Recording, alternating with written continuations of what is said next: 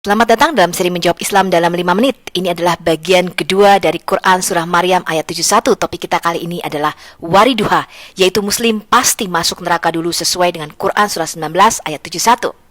Dalam Quran Surah 19 ayat 71, arti yang sebenarnya bukanlah mendatangi atau melewati, melainkan dibawa masuk atau memasuki neraka.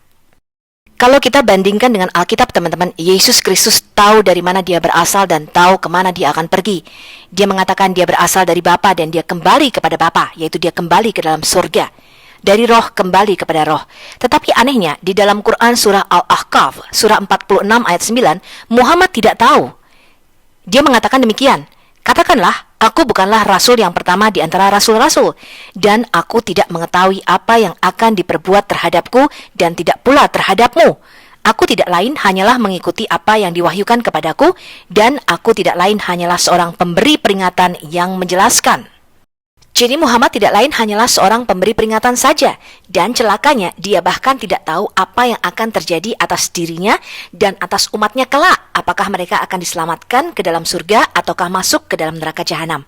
Dan kalau kita membaca hadis Jami' at-Tirmizi nomor 3182, ini adalah hadis dari Abu Hurairah berkenaan dengan Quran surah Muhammad ayat 19, "Dan mohonkanlah ampunan bagi dosamu dan bagi dosa orang-orang mukmin laki-laki dan perempuan." Nabi Muhammad berkata demikian, "Sesungguhnya aku meminta ampun kepada Allah dalam sehari sebanyak 70 kali." Wow. Dosa apa saja ini sehingga sehari harus meminta ampun sebanyak 70 kali? Hal ini tidak kita temukan kepada Isa Al-Masih maupun Yesus Kristus, karena dia adalah suci dan kudus. Hadis ini adalah hasan sahih. Bahkan di dalam hadis Sunan An-Nasai nomor 3584, Muhammad tidak dapat menyelamatkan kaumnya. Ini adalah hadis dari Abu Hurairah. Dikatakan tatkala turun ayat "dan peringatkanlah keluargamu yang paling dekat", maka Rasulullah menyeru kepada orang-orang Quraisy, kemudian mereka berkumpul. Lalu beliau berbicara kepada orang secara umum dan khusus. Beliau mengatakan, "Wahai Bani Abdul Muthalib, selamatkan diri kalian dari neraka. Wahai Fatimah, selamatkan dirimu dari neraka. Sesungguhnya aku tidak dapat menolong kalian sedikit pun dari Allah. Hanya saja kalian memiliki kekerabatan yang akan aku sambung." Hadis tadi sama dengan hadis Sahih Muslim nomor 303 Kitab Iman. Muhammad berkata, "Wahai Bani Ka'b bin Lu'ay, selamatkanlah diri kamu dari neraka. Wahai Bani Murrah bin Ka'b, selamatkanlah diri kamu dari neraka.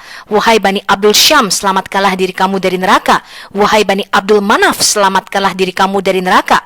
Wahai Bani Hashim, selamatkanlah diri kamu dari neraka. Wahai Bani Abdul Muthalib, selamatkanlah diri kamu dari neraka. Wahai Fatimah, selamatkanlah diri kamu dari neraka. Sesungguhnya aku tidak memiliki kekuatan sedikit pun untuk menolak siksaan Allah kepadamu selain kalian adalah kerabatku, maka aku akan menyambung tali kerabat tersebut." Jadi jelas ya, Muhammad bukanlah juru selamat.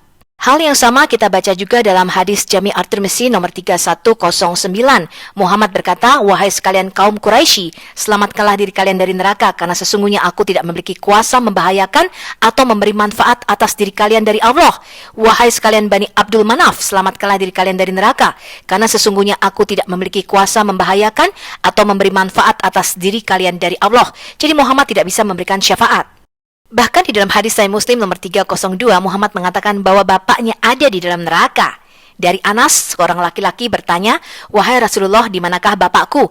Beliau menjawab, "Dia di dalam neraka." Ketika laki-laki tersebut berlalu pergi, maka beliau memanggilnya seraya berkata, "Sesungguhnya bapakku dan bapakmu di dalam neraka." Bahkan ibunya Aminah juga berada di dalam neraka. Ini ada di dalam Sahih Muslim nomor 1621 Kitab Jenazah.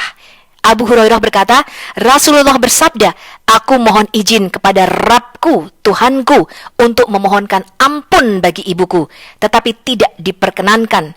Kemudian aku meminta izin untuk menziarahi kuburnya, maka diperkenankan." Tapi yang lebih aneh lagi, di dalam Sahih Al-Bukhari nomor 3881 Kitab Peperangan, di dalam pertempuran Khaibar, Muhammad mengatakan bahwa golongan penduduk neraka dan surga sudah ditentukan dari sejak awalnya, dari sejak dalam tulang sulbi. Muhammad mengatakan sesungguhnya ada seseorang yang mengamalkan amalan penduduk surga berdasarkan yang nampak oleh manusia, padahal dia adalah dari golongan penduduk neraka, dan ada seseorang yang mengamalkan amalan penduduk neraka berdasarkan yang nampak oleh manusia, padahal dia sebenarnya adalah dari golongan penduduk surga. Begitu juga kita baca hal yang sama dalam hadis Musnad Ahmad nomor 9896 dari Abu Hurairah. Muhammad berkata, sesungguhnya seorang lelaki beramal dengan amalan penduduk surga dalam waktu yang lama. Kemudian Allah menutupnya dengan amalan penghuni neraka. Dan akhirnya Allah pun menjadikannya sebagai penghuni neraka. Dan sesungguhnya seorang lelaki beramal dengan amalan penghuni neraka dalam waktu yang lama. Kemudian Allah menutupnya dengan amalan penghuni surga. Dan akhirnya Allah pun menjadikannya sebagai penghuni surga. Kita baca dalam Sahih Muslim nomor 4812, kitab Takdir, Aisyah binti Talha dari Aisyah Ummul Mukminin, dia berkata, suatu ketika seorang bayi meninggal, maka aku katakan, beruntunglah dia, apakah dia akan menjadi burung dari burung-burung surga? Tetapi Rasulullah Shallallahu Alaihi Wasallam berkata, tidak tahukah kamu bahwa Allah telah menciptakan surga serta menciptakan penghuninya, dan menciptakan neraka serta menciptakan penghuninya? Jadi menurut Muhammad, seorang bayi yang belum pernah melakukan dosa apapun juga belum tentu ketika dia meninggal pasti masuk surga. Melainkan sudah ditentukan apakah dia menjadi penghuni neraka atau penghuni surga. Kisah yang sama kita baca dalam hadis Sunan An-Nasai nomor 1921. Aisyah berkata, bayi dari Ansor telah meninggal dunia, dibawa kepada Muhammad. Kemudian Muhammad melaksanakan sholat atasnya. Aisyah berkata lagi, aku mengatakan, berbahagialah bayi ini, dia adalah salah satu dari burung-burung kecil di surga. Dia belum pernah melakukan kejelekan atau dosa dan belum pernah menemuinya. Beliau bersabda, bahkan tidak seperti itu wahai Aisyah. Allah Azza wa Jalla telah menciptakan surga, menciptakan penghuninya dan menciptakan mereka dari tulang sulbi bapak mereka, serta menciptakan neraka, menciptakan penghuninya dan menciptakan mereka dari tulang sulbi bapak mereka. Jadi masuk surga atau neraka ternyata sudah ditakdirkan sejak dari tulang sulbi, teman-teman. Jadi percuma saja amal dan perbuatan baikmu tidak menentukan, hanya takdir daripada Allah. Kita baca dalam hadis Sunan Abu Dawud nomor 4081 dari Umar bin Khattab ketika ditanya tentang ayat ini. Dan ingatlah ketika Tuhanmu mengeluarkan keturunan anak-anak Adam dari sulbi mereka. Quran Surah Al-A'raf ayat 172. Kemudian tentang ayat ini, Umar berkata dia pernah mendengar Muhammad berkata tentang ayat ini sebagai berikut. Sesungguhnya Allah telah menciptakan Adam, lalu Allah mengusap punggung Adam, tulang belakangnya, tulang sulbinya dengan tangan kanannya, hingga keluarlah keturunan Adam dari punggungnya. Kemudian Allah berfirman, aku menciptakan mereka untuk masuk surga, dan mereka akan beramal dengan amalan-amalan penduduk surga. Kemudian Allah kembali mengusap punggung Adam hingga keluarlah keturunan Adam dari punggungnya. Setelah itu Allah berfirman, aku menciptakan mereka untuk masuk neraka dan mereka akan beramal dengan amalan-amalan penduduk neraka. Bahkan di dalam salah satu hadis sahih Imam Ahmad mengatakan bahwa Muhammad pernah berkata, orang kulit hitam masuk neraka loh. Ketika Allah menciptakan Adam, Allah menepuk bahu Adam bagian kanan, maka keluarlah keturunan berkulit putih seperti mutiara. Kemudian Allah menepuk bahu Adam bagian kiri, sehingga keluarlah anak keturunannya yang berkulit hitam seperti arang. Lalu Allah berkata kepada yang di bagian kanannya, masuklah ke surga dan aku tidak peduli.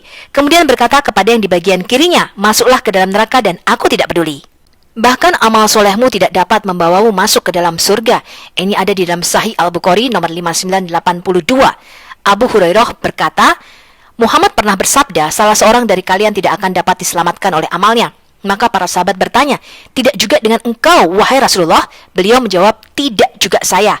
Hanya saja Allah telah melimpahkan rahmatnya kepadaku. Oke, salam dan sampai jumpa pada video seri Menjawab Islam dalam 5 menit berikutnya. Salam.